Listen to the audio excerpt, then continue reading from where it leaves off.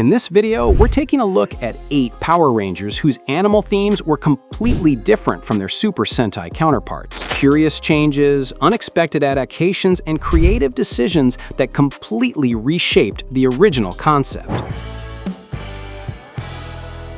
Kat Manx enters Power Rangers SPD occupying a space that blends science, command presence, and emotional grounding. She's responsible for the entire technological backbone of SPD headquarters, building weapons, upgrading gear, and making sure the team has everything they need to face any threat. Her most striking moment is when she finally suits up and goes into the field as Cat Ranger, even if only briefly, proving her role goes far beyond the laboratory. In a season shaped by a futuristic police organization and a universe already familiar with multiple species, Kat becomes the living embodiment of SPD itself, technical, strategic, and emotionally steady. In the original Sentai, Tokusou Sentai Deka Ranger, her visual counterpart is Swan Shiratori, known as Deka Swan. Swan serves virtually the same structural role: chief scientist, responsible for equipment, and someone the entire team trusts deeply. Her defining moment is showing that despite being known as the mind behind the tech, she's fully capable of stepping into the field when necessary, something that mirrors Kat nearly beat for beat.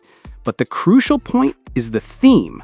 In Sentai, Swan is literally a swan. The helmet features an elongated white crest, soft flowing lines, and front details shaped like a stylized beak. It's unmistakably swan-themed, elegant, and iconic. When this suit reaches the American adaptation, we get one of the most fascinating cases of thematic remapping. SPD doesn't keep the swan concept. Instead, they reinterpret the character as a cat, leaning completely into the idea of an anthropomorphic feline. Kat already has hybrid physical traits, visibly feline features, which creates immediate coherence with the new theme. But when the helmet comes in, the creative clash becomes obvious.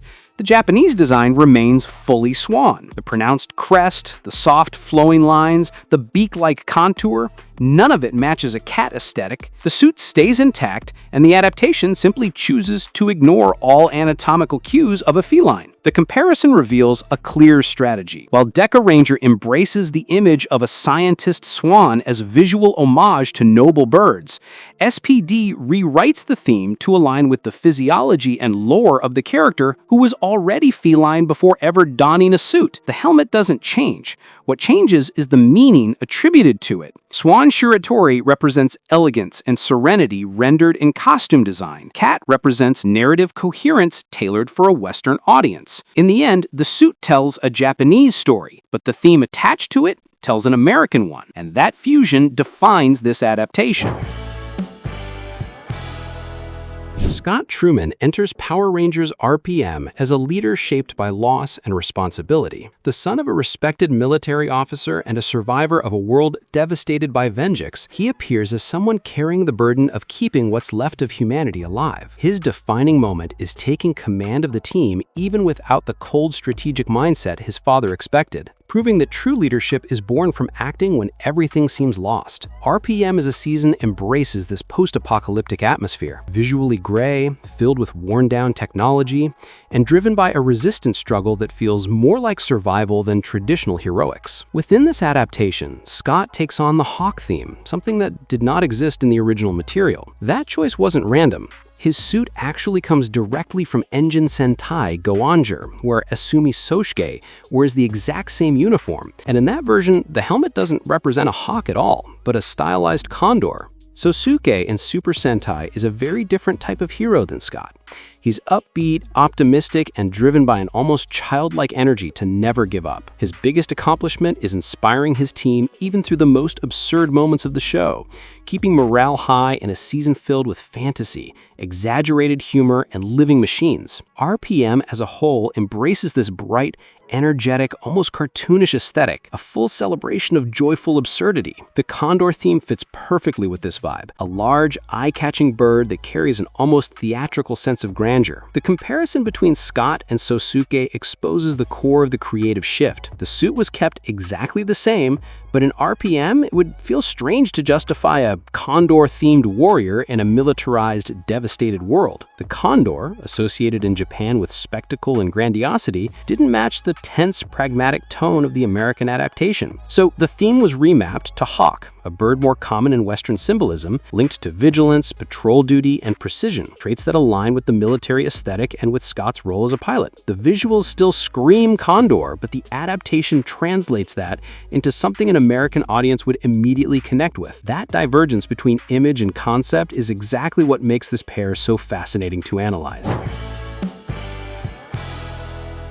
Dylan enters Power Rangers RPM as an outsider in every possible sense. He has no past, no memories, and no connections. He appears driving a rusted car through the wastelands devastated by the Venjix virus, carrying nothing but the certainty that he must keep moving. His defining moment is the revelation that much of his body has been turned into machinery, a discovery that forces him to question his own humanity and, at the same time, makes him one of the most crucial pieces in the resistance against Venjix. RPM embraces the idea of survivors fighting against technological domination, and Dylan embodies that conflict within his own body. In the original material, the suit Dylan inherits belongs to Gunpei Ishihara, who is a disciplined former police officer who seeks recognition for his skills. Gunpei stands out for his rigid personality, his ambition, and his constant attempts to prove he's more capable than the rest of the team, which leads to comedic conflicts and exaggerated situations typical of Go-Onger's vibrant, fantastical tone. His theme is the German Shepherd, an obvious symbol for a police officer, loyal, focused, straightforward. The helmet reinforces this concept with a stylized snout and details that resemble the silhouette of a trained working dog. When the suit crosses over into RPM, the visual aesthetic remains identical. The visor, the helmet's front, and the curved lines still clearly evoke a dog. Nothing about the design suggests an actual wolf. No ferocity, no stylized pointed ears, no visual cues typical of the animal. But within RPM's post-apocalyptic world, having a ranger themed after a German shepherd would feel out of place. The American military-flavored setting doesn't grant police dogs the symbolic weight that RPM needed for Dylan's character arc. That's where the key creative decision emerges. The dog becomes wolf. The choice isn't meant to reflect the visuals, it rewrites the identity of the suit to match the story being told. The wolf carries the archetype of the loner, the survivor wandering through ruined lands, which is exactly what Dylan represents from his first appearance. The adaptation doesn't try to justify the helmet, it simply reframes the theme so the audience sees Dylan not as a displaced police figure, but as someone defined by isolation and a fight for his own soul. The mismatch between a dog-shaped helmet and a wolf-themed identity isn't a mistake, it's narrative translation. Gunpei represents order, Dylan represents resistance, and that difference crystallizes in the change of animal theme. Ziggy Grover arrives in Power Rangers RPM as the last person anyone expected to see using a morpher. A former smuggler, talkative, clumsy, and completely misaligned with the traditional hero profile. His most striking moment is exactly when he becomes the Green Ranger, a choice that feels almost absurd at first, but ends up being essential to the team. In a world devastated by Venjix, where every decision is made with military caution, Ziggy brings a crack of humanity, levity, and improvisation. RPM embraces this contrast, reinforcing the idea that even the most unlikely hero has a place when the world is falling apart. In the Japanese counterpart, the suit Ziggy inherits belongs to Haunt Joe. Haunt is laid back, spontaneous, and moves through life with an almost musical rhythm. His lighthearted personality matches perfectly with Go-Onger's colorful, noisy, and exaggerated tone. A world that embraces talking mechanical creatures, stylized effects, and unapologetically loud humor. The original Rangers theme is the orca, and you can see it directly in the helmet.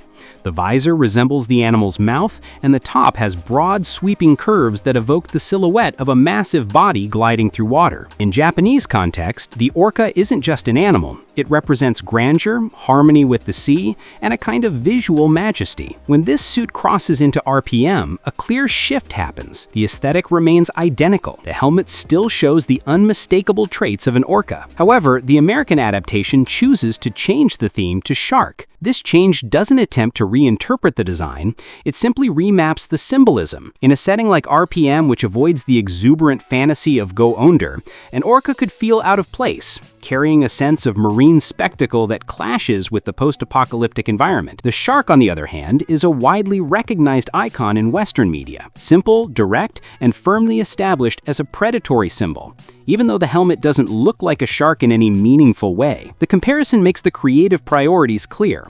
Hunt and his orca express Go Under's expansive energy, fun, exaggerated, fluid. Ziggy and the shark take a different path, one shaped by immediate readability for an American audience and by the drier, more serious tone of RPM. The suit still screams orca, but the theme is rewritten to fit the story the Western adaptation wants to tell. It's a translation not of visuals, but of character function.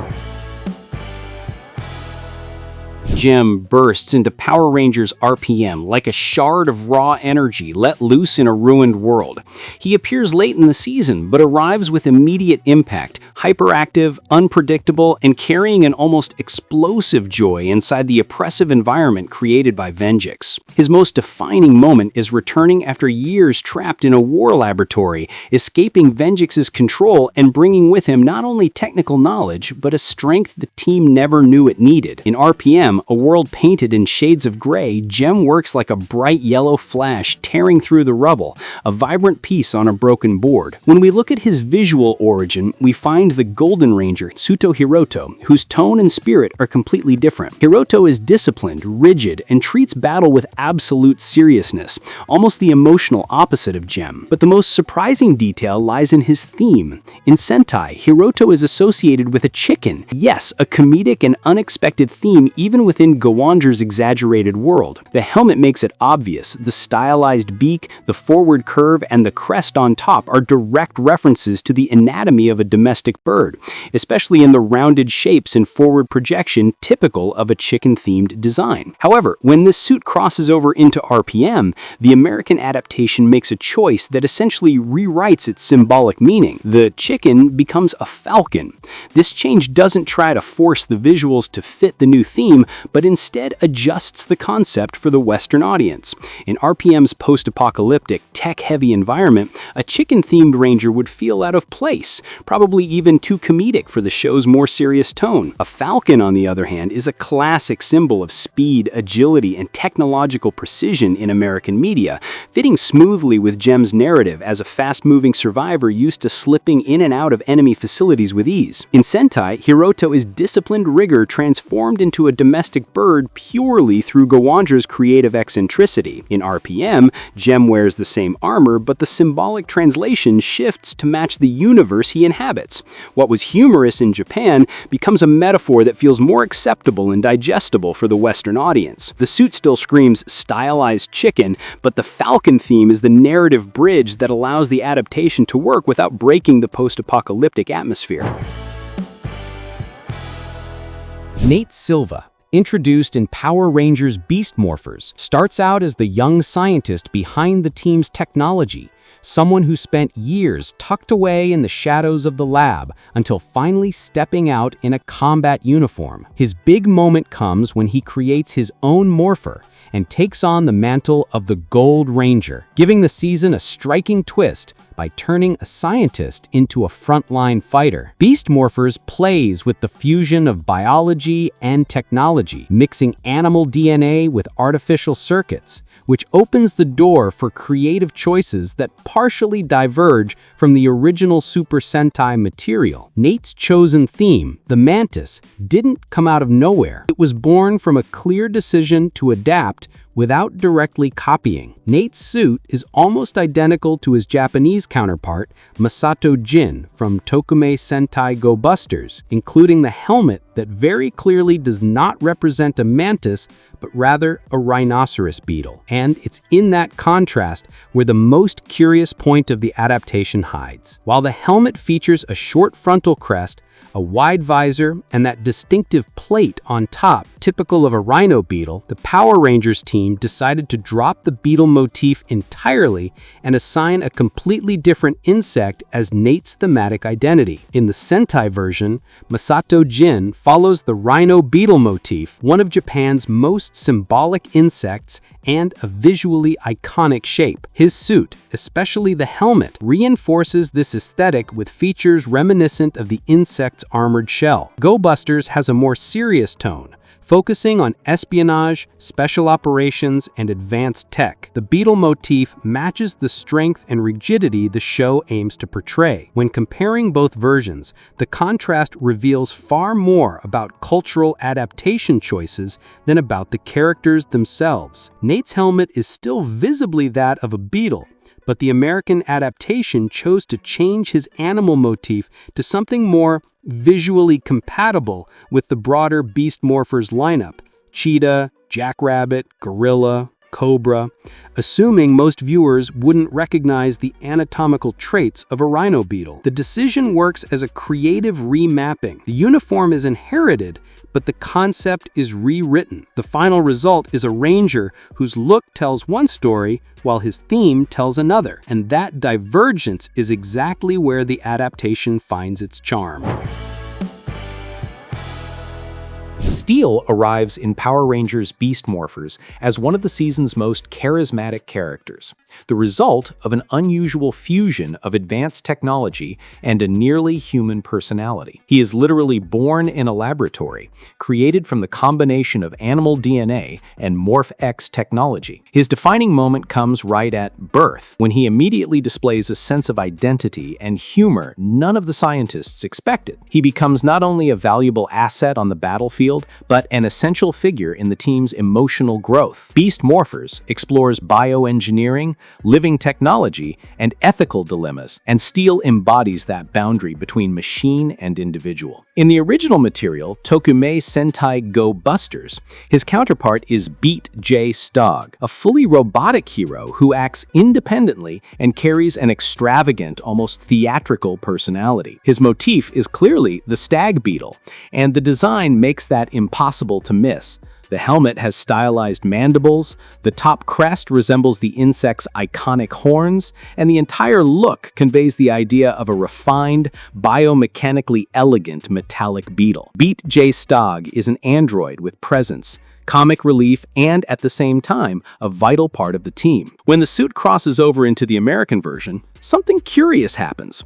The design remains completely faithful to the original insect motif. There's no attempt to tone down or alter the stylized mandibles on the helmet. But in the adaptation, the theme is renamed Scarab. This creates an interesting symbolic shift. While stag beetle is extremely specific and not very familiar to a general US audience, the word scarab is widely recognized and carries strong cultural associations, especially through Egyptian iconography. In practice, though, Steel's helmet continues to represent a stag beetle, not a scarab. The shape, the horns, and the silhouette make that obvious at a glance. The comparison highlights the creative movement behind American adaptations. Go Busters favors zoological accuracy and insect specificity, while Beast Morphers opts for a more accessible and instantly recognizable label. Steel is a scarab, only in symbolic intent, not in design. Beat J. Stog, on the other hand, is exactly what he appears to be, a sharp-jawed beetle rendered with precision. Steel's suit speaks the visual language of the Sentai,